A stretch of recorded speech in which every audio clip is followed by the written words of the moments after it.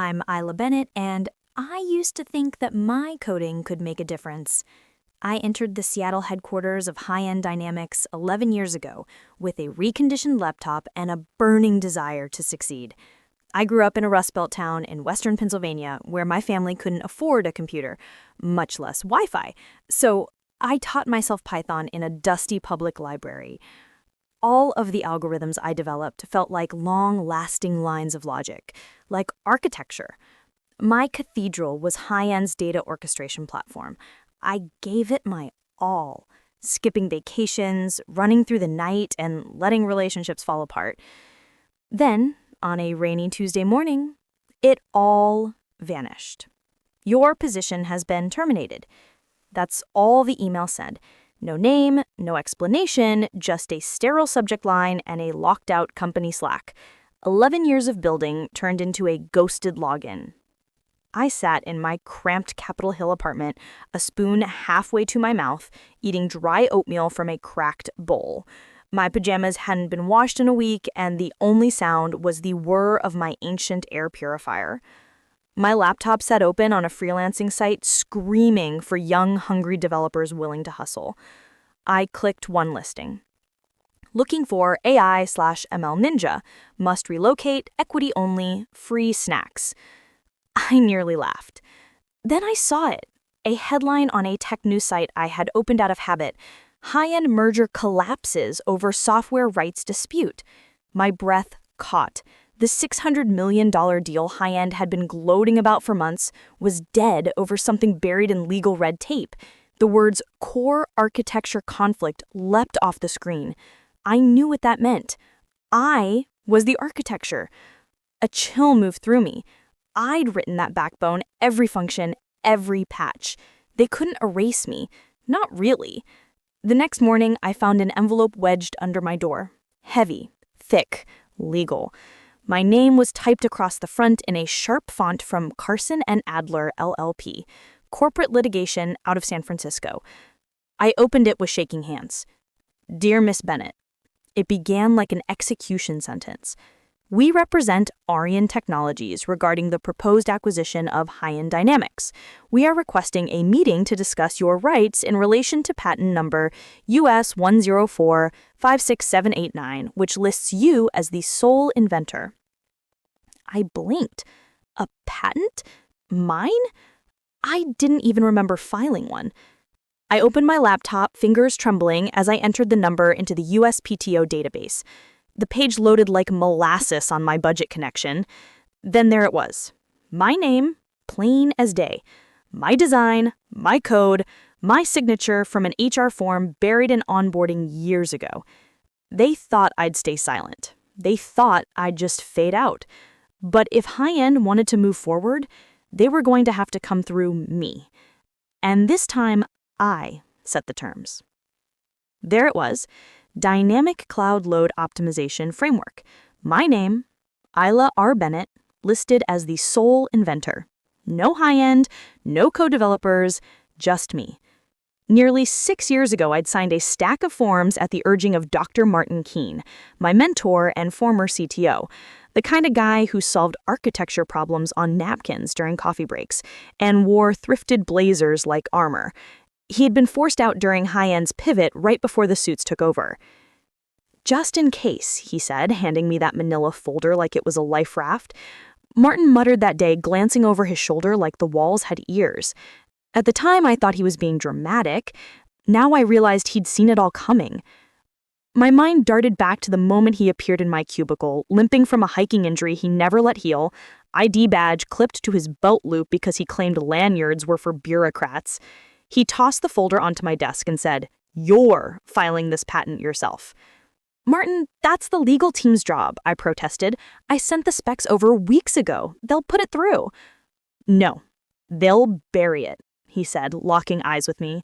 "File it under a team, bury your name, and pin it to Mason's chest when the deal goes public." I hesitated. I was just a senior dev, not a founder, not a C-level player. They'll reject it. "Then they'll forget," he replied, "which is exactly what we want." So I did it. filled out the paperwork late one Friday night, used my home address, listed myself as the sole creator, attached the diagrams Martin helped polish, then I tucked it away and went back to debugging integration pipelines for the next 5 years, forgetting that tiny act of rebellion until now. Back in my apartment, I paced the hardwood floors, each creak echoing louder than the last. My cat, Pixel, pawed at the thick envelope from Carson and Adler LLP like it was a mouse toy. My brain spun as I stared again at the patent page. This wasn't just protection. This was leverage. Martin didn't just save my code. He gave me a fuse. And High-End had just lit it. They'd fired me, thinking they were clearing the path for a smooth acquisition. But instead, they'd tripped a wire they didn't even know was there. And now Arion, the would-be buyer, knew it too. That night, I didn't sleep. I scribbled notes across old Post-its, traced system flows on the back of takeout menus, and cross-checked every API call from the original framework. I wanted to remember it all, every line of code they'd tried to erase, every kernel of the system they thought they owned. At 3:17 a.m., I stopped and stared at the glowing patent ID on my screen. This wasn't just my work. This was my proof. Come morning, when I walked into that meeting with Arion's legal team, High-End wouldn't just see the girl they fired. They'd see the woman who owned the system their future depended on. And this time, I wouldn't be writing anyone else's legacy, just my own. They'd handed me a weapon. High-End had cut me loose to clear the runway for their $600 million merger, not knowing I held the patent propping up their entire infrastructure. The email stopped. The Slack access vanished. But my silence, that was temporary. I needed Martin Keene. At 7:02 a.m., my phone lit up. A 415 area code. San Francisco. High-End HQ. My stomach dropped. I let it ring until it went to voicemail. The ping made me jump.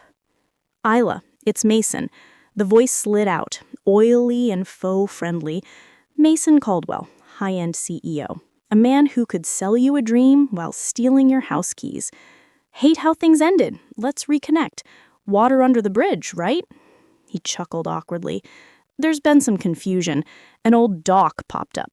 Something about a patent. You know, that cloud balancing thing you helped with? Helped. I wrote every damn line of that system while Mason was off sipping scotch with Arion's board. I didn't call back.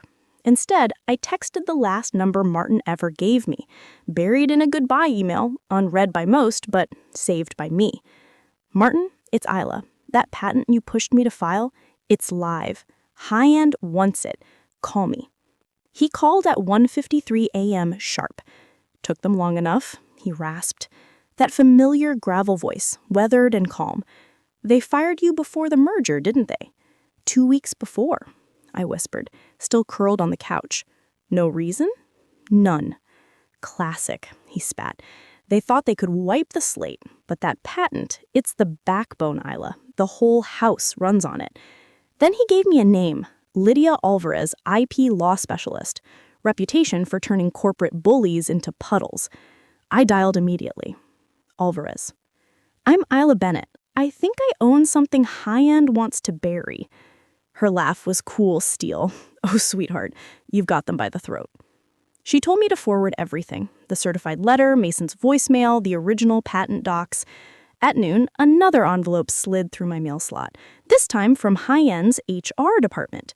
Their tone was colder. Vague claims about proprietary materials on my laptop, thin threats masked as reminders. I sent it to Lydia. They're bluffing, desperate. Let's make them sweat. For the first time since I got that termination email, I didn't feel small. I didn't feel replaceable. I felt loaded. Lydia laid out the strategy fast. High-End was grasping, hoping to scare me into signing over the patent before their merger completely collapsed. But it was already too late. Arion doesn't care about High-End anymore. They want you. They want the real inventor, and they want to deal direct.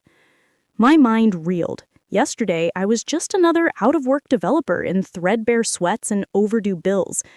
Today, I was the bottleneck, the leverage, the key. I called Martin again, needing his clarity, his calm under pressure. What do I do, Martin? They're offering severance, apologies, even a job. His voice came through like steel wrapped in static. You don't negotiate with snakes. You strike. They tossed you after you built their kingdom. Now you hold the deed to the throne. He was right.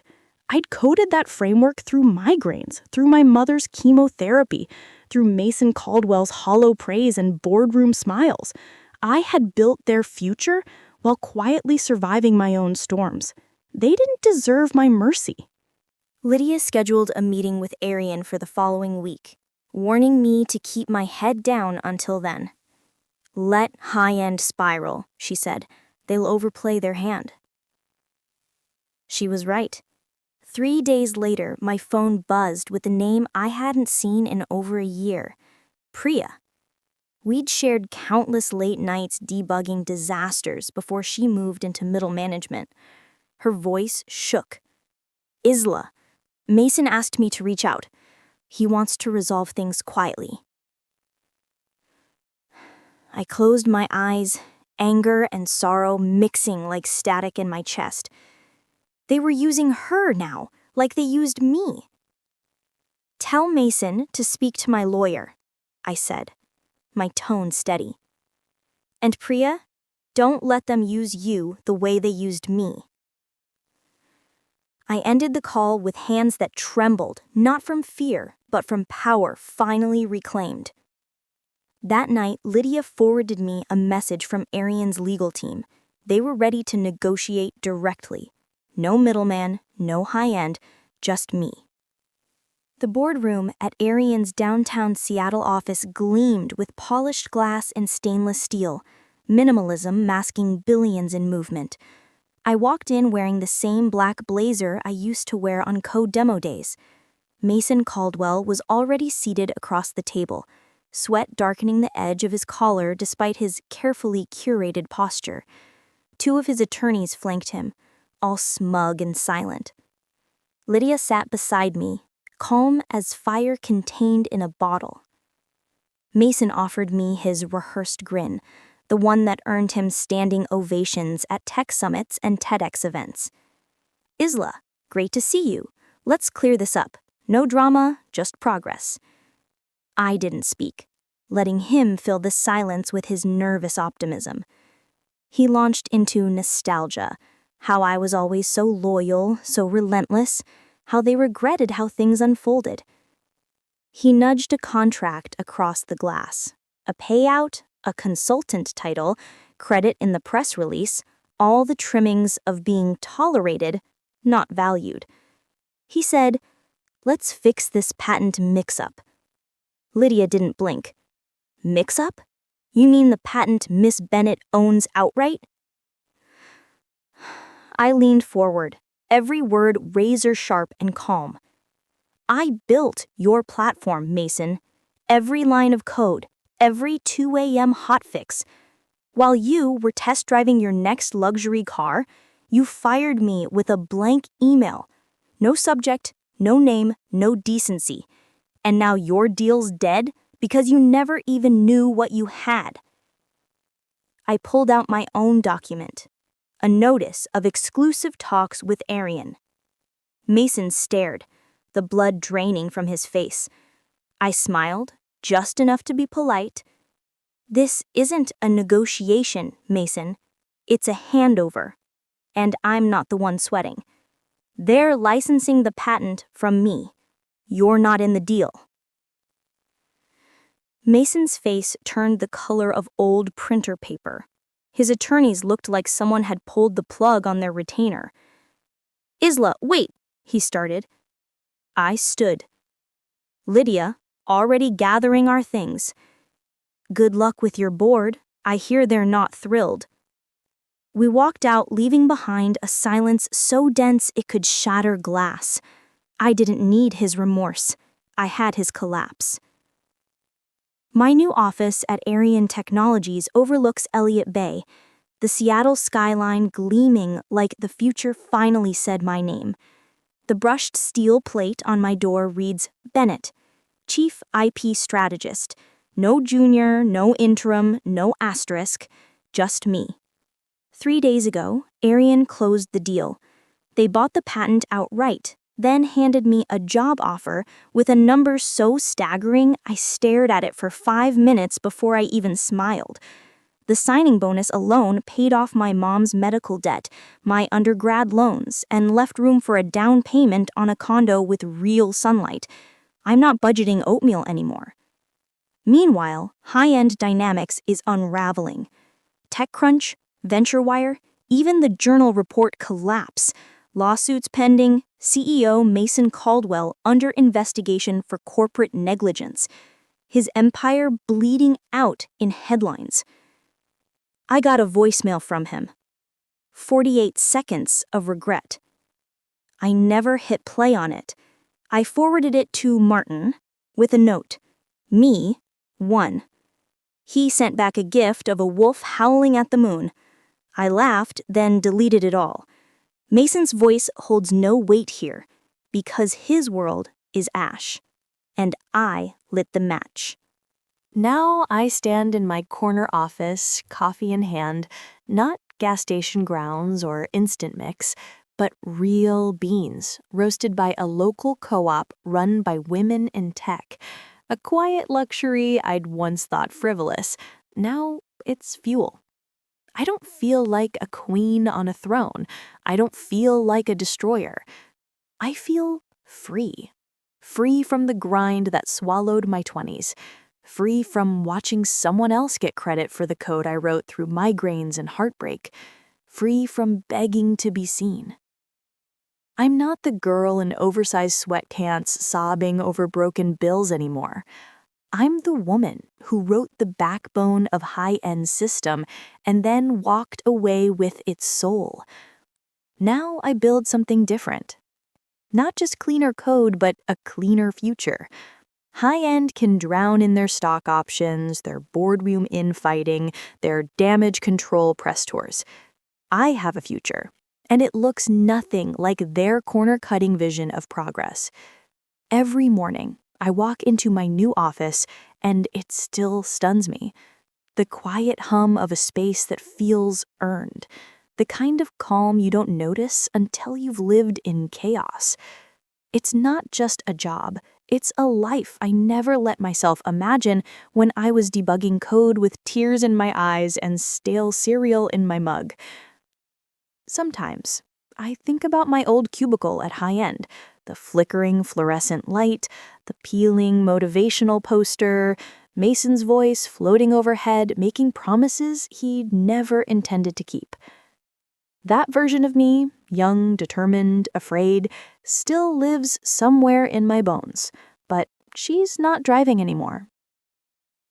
Last week, I found an old photo tucked in a box I hadn't unpacked, a company holiday picture from my first year at High-End. I'm in the back, half shuffle, half smile, like I still believed we were building something that mattered. Martin's in the shot, too. ID badge on his shoe like always, smirking like he knew how it would all unfold. He saw the storm coming and handed me the umbrella. Now I'm building again, at Arian. Yes, but more than that. A future where engineers like me don't get erased, where brilliant minds are not tossed aside to make way for someone's golf buddy. It's slower, but it's mine. High-End's headlines are fading. Mason's probably somewhere crafting his next pitch deck. I don't care. I'm not angry anymore. I'm done. I have my coffee, my cat Pixel sleeping in a sunbeam, and the future that rose from the fire they tried to leave me in. That's enough. To everyone who's followed the story, thank you. You walked with me through betrayal, into battle, and into a sunrise we earned. If my journey meant something to you, hit subscribe. Stay with us. We're sharing stories of grit, justice, and the long game. Because every keystroke, every quiet fight can build something no one saw coming.